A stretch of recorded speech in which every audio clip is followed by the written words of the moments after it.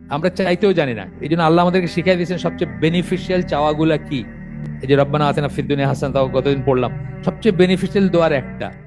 ربنا آتنا في الدنيا حسنة وفي الآخرة حسنة وقنا عذاب النار।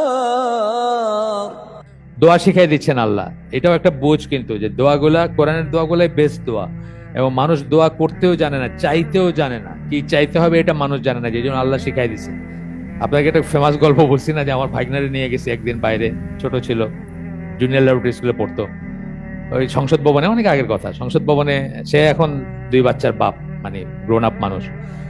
তো ঘুরে টুরে বলছি, কি মানে কি চাস তুই, মানে তোর যা বলবি ইনশাল্লাহ দেওয়ার চেষ্টা করবো আমি, বল কি চাস তুই। ছোট মানুষ তো অনেক চিন্তা করে বললো কোক। অনেক কিছু চাইতে পারতো, তাই না? মানে এখন তার ছোট ব্রেনে এর চেয়ে বেটার কোনো সাজেশন আসে না, এবং এটা স্বাভাবিক। আমরা চাইতেও জানি না। এই জন্য আল্লাহ আমাদেরকে শিখাই দিয়েছেন সবচেয়ে বেনিফিশিয়াল চাওয়াগুলা কি। কোরআনে কিন্তু অনেক জায়গায় বলে দিচ্ছেন, তাই না? এই যে রব্বানা আতিনা ফিদ দুনিয়া হাসানাহ, তাও গতদিন পড়লাম, সবচেয়ে বেনিফিশিয়াল দোয়ার একটা। এটা যদি আপনি বলেন আপনার সবকিছু কাভার্ড, বা আরো এরকম দোয়া আছে, আরো এরকম দোয়া আছে যেটা বললে সবকিছু কাভার্ড। কিন্তু আমরা সেগুলো আমাদেরকে বললে আমরা একটা মেটেরিয়াল জিনিস চাবো। ও কোক চাইছে, আমি নাহলে একটা গাড়ি চাবো, নাহলে একটা বাড়ি চাবো, নাহলে একটা কিছু চাবো, যেটা এখানেই শেষ।